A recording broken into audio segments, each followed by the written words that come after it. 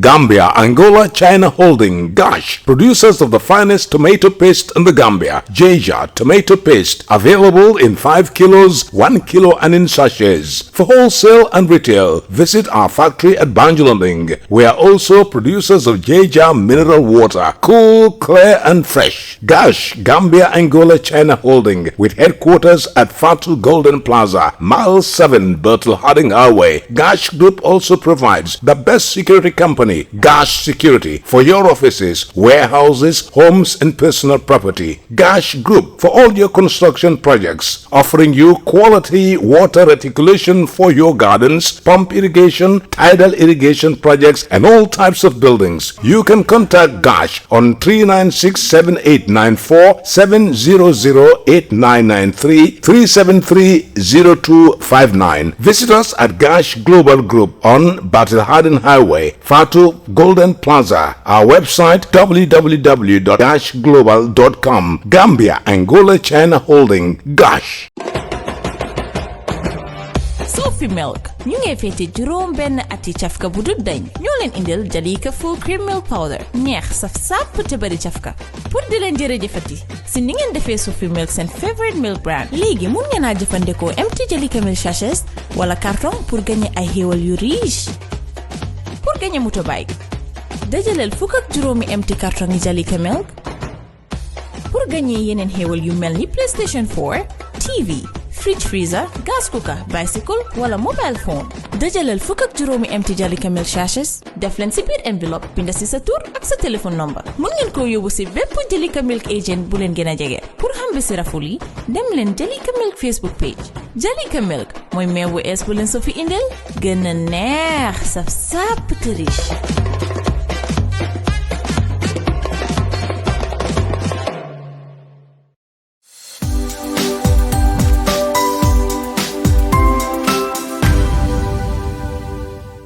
TAF Africa Global is the first and biggest private estate developer in the Gambia and present in 7 other African countries.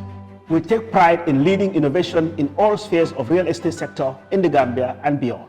As such, we are launching the development of the first smart and modern office and retail towers in the Gambia called TAF Twins. The TAF Twins is located in the heart of the Kanifing institutional area and 10 minutes drive away from Banjul. TAF Twins is designed to have 5 floors of office spaces ranging from 50 square meters to over 1,000 square meters with 2 elevators, central air conditioning, 24 hours electricity and water supply, with the ground floor reserved for banking, supermarket, restaurant and coffee shop. For your bookings and reservations, please call now on 376-2333 or 776-2333. Thank you.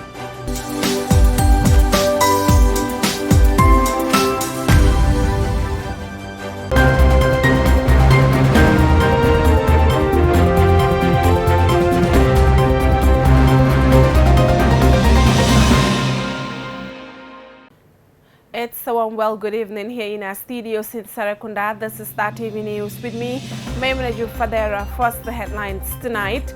Germany government to aid the Gambia in fighting pandemic. Secretary General Nuatul receives 100 metric tons of rice donation from Pakistan. Nakokik starts its first credit union managers volunteers conference. Backwater Side Foundation stone laid for construction. In other news, Ivory Coast cheers up for Laurent Gbagbo's return. Biden couldn't conclude Geneva summit after hours of talks. Mystery stone spark diamond rush in South African village. Well, those were the headlines, and now the news in detail.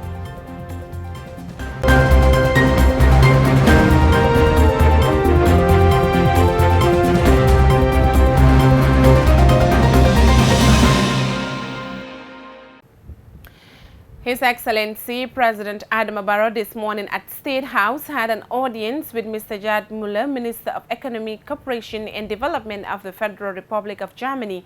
Part of the issues discussed during a closed-door meeting was said to have included support of 10 million euros from the government of Germany to the Gambia government to fight the corona pandemic and other areas in the health sector of the country.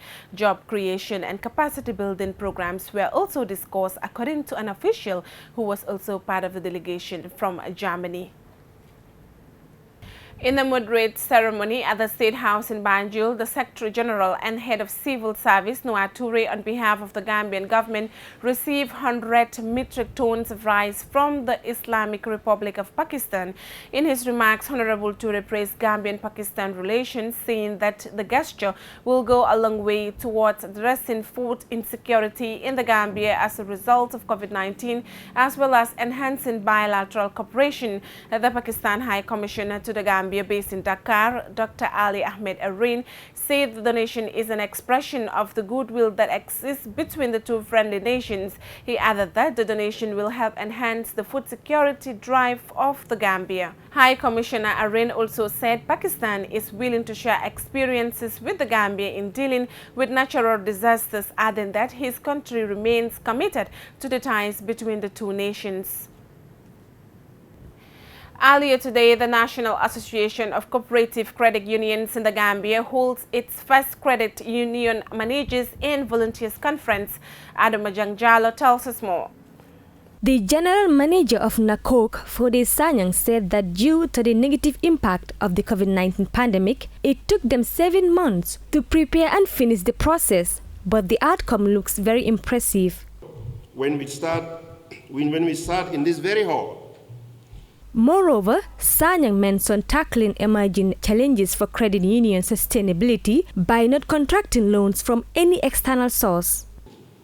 We are currently tackling the challenges of COVID-19 through proactiveness and sound management practices. Both the Apex and the credit unions have not contract loans from any external source. All the shocks caused by COVID-19 have so far been tackled internally. I want to give all of us a round of applause. The chairperson for the Task Force of Credit Union Conference for Managers and Volunteers, who doubles as the general manager of the Teachers Credit Union, Dauda Kujabi, highlighted the numerous expectations they want to get from the workshop. And our expectations are numerous. They are huge in the sense that we all know capacity building in any profession can never be enough. We have the feeling that our members they deserve better from us, they deserve the best from us. This can only happen when we have the right skill set to be able to deliver to our members. In these coming 3 days, we expect our movement will have a good network. There will be understanding between the managers and the governors who are the board of directors. We also have the feeling that there should be a lot of things that will come on board, more specifically the required skill set. Babakar Juf said that it's an opportunity to help both sides understand how they need each other and how it is impossible to make a credit union function without the others playing their role. It's an opportunity in my mind to help both sides understand how we need each other, how it is impossible for one side to make a credit union function without the other playing their role. The governors, those who are in governance, have a responsibility to ensure the instruments that managers use are apt, they are relevant, they are conducive, and that they provide the inducement and incentives required for managers to feel happy, and capacity as well, that we the managers are provided the tools we need in order to be armed adequately to be able to steer the credit union movement forward. So this is an opportunity for the two sides to further understand how significant that relationship is. There is this theory that says it's impossible for any institution to work, to function, to be productive without these two functions working properly. If they fail to understand and work amicably, that is, those in governance and in management, you end up having two monsters leading an organization. And what that will amount to is they will repel everybody away from such institutions. NACOC continues to support credit unions to keep up-to-date books of accounts through its compliance officer to maintain safety and soundness. During the period under review, NACOC partnered with the Registrar of Cooperatives and provided audit service to credit unions who cannot afford to pay the market fee for external auditors. For Star TV News, I am Adama Jangjalo. The German Federal Minister for Economic Cooperation and Development, Dr. Gerd Müller, has earlier today laid the foundation stone for the construction of the Barkotedam site. The project is funded by the German Federal Ministry in partnership with the SOS Children's Village and the Kanifing Municipal Council. As Mariama Dem reports, the project is worth over $42 million and it lasts for 2 years. The Sustainable Waste Management Scheme is meant to reduce children's rights violations at the Barkotedam site. The project is also designed to protect the families and children in the area from health hazards and pollution. The construction components include 2 access routes, 3 fire hydrants, an open set, 2 toilet blocks, and 30 solar lights installations. The SOS International Director Region, Mr. Beniot Payot, says this is a very significant partnership project that will benefit the people of Barkote, especially children, as it is here to also fight against pollution. We need to protect more and more children. We need to be in line with the Child Convention for their rights. It's so important. And these projects are a clear message that we are all together working for their better future. We need to build their future and we need to fight global change. Pollution is a disaster in the world. Pollution is affecting children, adults, and also the biodiversity. And we have to fight it at all stages we can. And this project is really a good example of it. And a good example of partnership, people working together to change it.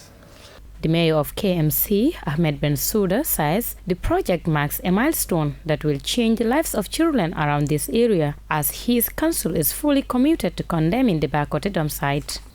Our council remains committed to the long-term goal of closing the Barkotedam site and converting it into a transfer station with the capacity of a material recovery facility, and opening a sanitary engineered landfill to serve the greater Banjul area. In the meantime, the council has made significant investments in the management of the Barkotedam site, most notably the construction of a 3.5-meter tall fence measuring 1.7 kilometers long, as you can see here today, which was the council's second largest capital development investment from its own resources last year. Today, we celebrate the complementary efforts facilitated by the Federal Republic of Germany under the leadership of the Honorable Minister. The trilateral partnership between BMZ, SOS, Children's Village, and KMC is rapidly enhancing the management of the Barkotedam site and supporting well over 1,000 children from 200 families in the communities of Barkote, Dipakunda, and Manjaikunda. The German Federal Minister for Economic Cooperation and Development, Dr. Gerd Müller, said his ministry is pleased to fund such projects in the Gambia to improve the living conditions of children. German support, improvement living conditions for children around the largest dump site in Gambia. My ministry, Germany, made available €580,000 to do this within the next 2 years. So, as the mayor already mentioned, we will construct a new waste management system for the city, for this place and for the city. And children and mothers, fathers, it's about children's health and protection of environment. Your children need a better future. The project would last for 2 years, and the main beneficiaries are Barkote, Dibakunda, and Manjai, targeting 200 families, including 1,000 children. Meanwhile, Dr. Müller also presented equipment to the mayor of KMC. The equipment includes 2 quad bikes, 30 fire extinguishers, and 3 planting materials for the green zone of the project. Mariama Dem, reporting for Star TV News. Well, those were the local stories. We'll be back with international news after the short break. Please stay with us. We'll be right back. Gambia, Angola, China Holding, Gosh, producers of the finest tomato paste in the Gambia. Jaja tomato paste, available in 5 kilos, 1 kilo and in sachets. For wholesale and retail, visit our factory at Banjulunding. We are also producers of Jaja mineral water, cool, clear and fresh. Gosh, Gambia, Angola, China Holding, with headquarters at Fatu Golden Plaza, Mile 7, Bertel Harding Highway. Gosh Group also provides the best security company, Gosh Security, for your offices, warehouses, homes and personal property. Gosh Group for all your construction projects, offering you quality water reticulation for your gardens, pump irrigation, tidal irrigation projects and all types of buildings. You can contact Gosh on 396-7894, 700-8993, 373-0259. Visit us at Gosh Global Group on Battle Harden Highway, Fatu Golden Plaza. Our website www.goshglobal.com. Gambia, Angola, China Holding, Gosh. Sophie Milk ñu ngi fété juróom benn ati cafka bu dul dañ ñoo leen indil Jalika full cream milk powder neex saf sàpp te bari cafka pour di leen jërëjëfati si ni ngeen defee Sophie Milk seen favorite milk brand léegi mun ngeen a jëfandikoo empty Jalika milk sachets wala carton pour gagner ay xéewal yu riche. Pour gagner motorbike dajaleel fukk ak juróomi empty carton yi Jalika milk pour gagner yeneen xéewal yu mel ni PlayStation 4, TV, fridge freezer, gas cooker, bicycle wala mobile phone. dajaleel fukk ak juróomi empty Jalika milk sachets def leen si biir enveloppe binda si sa tur ak sa téléphone number. Mun ngeen ko yóbbu si bépp Jalika milk agent bu leen gën a jege. Pour xam bi si raful yi dem leen Jalika milk Facebook page. Jalika milk mooy meew bu ees bu leen so fi indel gën a neex saf sàpp te riche.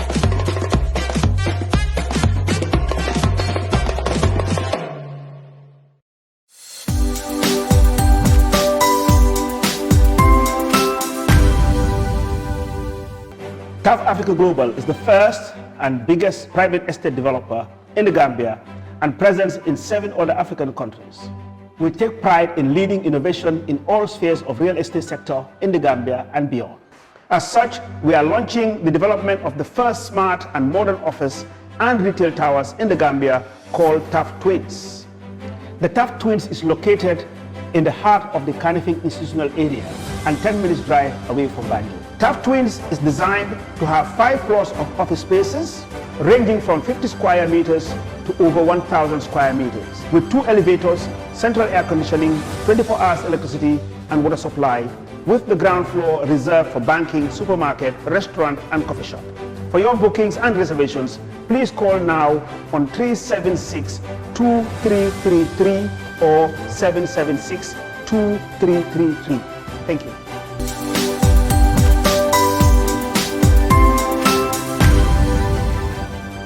Welcome back. Still the news. We now look at the news beyond our borders. 10 years after he was arrested for crime against humanity, Ivory Coast former president Laurent Gbagbo is set to return home on Thursday. The International Criminal Court acquitted him of those charges which date back to 2011. That is when he refused to step down after losing the presidential elections, sparking months of violence. Gbagbo is expected to get a warm welcome from his supporters, but he remains a highly controversial figure. Al Jazeera's Ahmed Idris reports from Abidjan, Ivory Coast. In the predominantly pro-Gbagbo district of Yopougon, activists opposed to the former president are working on ways to frustrate his return. They want him held accountable for starting what they say was an unnecessary conflict that killed 3,000 people and displaced thousands more. We don't want him to receive a hero's welcome because he sanctioned killings in this country. If anything, he can come home like any other Ivorian. But supporters say he is no ordinary Ivorian and is coming home to heal wounds. We don't like people who want to use our pen, our compatriot pen, the pen of our compatriot, to manipulate them for a political reason. For that, those who want to manipulate say, oh no, we are angry, Gbagbo cannot come back. Gbagbo is not banned from Ivory Coast. Gbagbo refused to accept defeat to Alassane Ouattara, the current president, in elections 20 years ago. There was a 4-month standoff that sparked a wave of violence. Amputee Koulibaly Karim says his leg was blown off at close range by government soldiers under the former president in the post-election crisis. For reconciliation to happen, truth must be told. There must also be reparations. My little girl keeps asking me what happened to my missing leg. That hurts. It's hard to forgive. This man must be held accountable to the Ivorian nation. The government is restoring certain privileges a former president is entitled to. These include a decent home and personal security. Gbagbo and an aide stood trial at the International Criminal Court for their alleged role in the post-election violence, which included murder, rape, and persecution. They were cleared of crimes against humanity 2 years ago. By allowing Laurent Gbagbo to return, the government is taking a huge gamble. The former president is popular among many Ivorians, and if he decides to rejoin active politics, that could further charge a volatile political scene. But the government says because of the existing divisions in the country, that's worth the risk. Some political analysts have little doubt the former president can have a positive effect. His coming back is also good for reconciling not only the country but his divided party. Gbagbo is a politician. That's what he knows best. He could run in 2025. He's eligible. Gbagbo's Ivorian Popular Front Party is in need of reunification after the formation of a breakaway faction during his absence. Alassan's government and civil society have for 10 years tried to unite Ivorians and failed. Whether Gbagbo's return will help the reconciliation effort or divide it further remains to be seen. Ahmed Idris, Al Jazeera, Abidjan. Armed with shovels, buckets and determination, entire families of fortune seekers have traveled from across South Africa to a small village in the country's east in search of what they believe to be diamonds. It started when a herdsman dug up a huge crystal-like stone in the small village of Kawahati in the province of KwaZulu-Natal. However, geologists have not yet confirmed whether it is a precious diamond. Al Jazeera's Sarah Hairod reports. A treasure hunt like no other, celebrating the discovery of unidentified stones that thousands of people here believe are worth a fortune. I hadn't seen or touched a diamond in my life. It's the first time touching it here. I hope this will make a difference at home because we're really struggling, so I hope things will be better. Armed with pickets, shovels, buckets and a great deal of determination, entire families have travelled from across South Africa to the small village of Kwagalathi to find their share of what looked like cloudy stones. The search began last weekend when a herdsman made the first discovery, a large crystal-like stone. That sparked what has been dubbed the Diamond Rush, with thousands of people joining in the hope of securing a better future. This means our lives will change because no one had a proper job. I do odd jobs. When I returned home with them, the family was really overjoyed. Some of those digging are already selling their finds, hoping to make quick money with a starting price of $14. This will really help the community. We hope crime will come to an end, especially crimes against women, because the youth do all these things because of unemployment. South Africa's economy has suffered for a long time, with millions of people living in poverty and unemployment rising to a record high of more than 32% this year, and crime rates are soaring. With the highest rate of COVID-19 infections in Africa, the government fears the rush of more than 1,000 people could help spread the virus. It's asked them to leave the area and has sent a team of geologists to find out if the stones they're all clamouring for really are precious diamonds. Sarah Khairat, Al Jazeera. Constructive and pragmatic, that is how U.S. President Joe Biden and his Russian counterpart Vladimir Putin have described their first face-to-face talks since Biden took office. The two leaders agreed to resume talks on arms control and cybersecurity. They also pledged to return ambassadors to each other's capital after they were withdrawn earlier this year, but disagreements on issues such as human rights in Ukraine remain. Al Jazeera's Natasha Butler has more from Geneva, Switzerland. An elegant 18th century villa overlooking Lake Geneva was the setting for the high-stakes meeting. Russian leader Vladimir Putin arrived first. He was greeted by the Swiss president, who then welcomed Joe Biden. The two men looked tense as they stood for their first official photo. A handshake barely broke the ice. Relations between Washington and Moscow are at their lowest point in decades. The face-to-face talks were aimed at improving them. As I said outside, I think it's always better to meet face-to-face. After several hours behind closed doors, there were some agreements. Pledges to repost ambassadors, extend an arms control treaty and discuss cybersecurity. Both said the meeting was positive, but there was little progress on other issues, including the conflict in Ukraine and human rights. Putin dismissed Biden's concerns about Alexei Navalny, calling the Russian opposition leader a lawbreaker. Ignoring the rules of law, this person went abroad for medical treatment. He arrived back in Russia, deliberately trying to be arrested. He knew what he wanted. Biden was clearly unimpressed by Putin's attempt to compare Russia's treatment of opposition activists to the US Capitol riot. My response is kind of what I communicated, that I think that's a ridiculous comparison. It's one thing for literally criminals to break through cordon, go into the Capitol, kill a police officer, and be held unaccountable. And it is for people objecting and marching on the Capitol and saying, you are not allowing me to speak freely. There were no major breakthroughs in this summit and clearly little common ground, but the return of US and Russian ambassadors to their posts is clearly a step to reopening communication between Moscow and Washington. For Putin, this was a moment back on the world stage, likely to play out well at home. For Biden, it was an opportunity to put down red lines and distance himself from his predecessor Donald Trump's approach, often accused of being soft on Russia. Biden may be closer to the more stable relationship he says he wants with Moscow, but it's still unlikely to be a predictable one. Natasha Butler, Al Jazeera, Geneva. Well, before we end the news, a quick recap of our main headlines. Germany government to aid the Gambia in fighting pandemic. Secretary General Nuatul receives 100 metric tons of rice donation from Pakistan. Nakokik starts its first credit union managers volunteers conference. Backwater Side Foundation stone laid for construction. In other news, Ivory Coast cheers up for Laurent Gbagbo's return. Biden couldn't conclude Geneva summit after hours of talks. Mystery stone spark diamond rush in South African village. That's all for this edition of the news. Do enjoy the rest of our wonderful programs. Join us tomorrow for more news. Thanks for watching.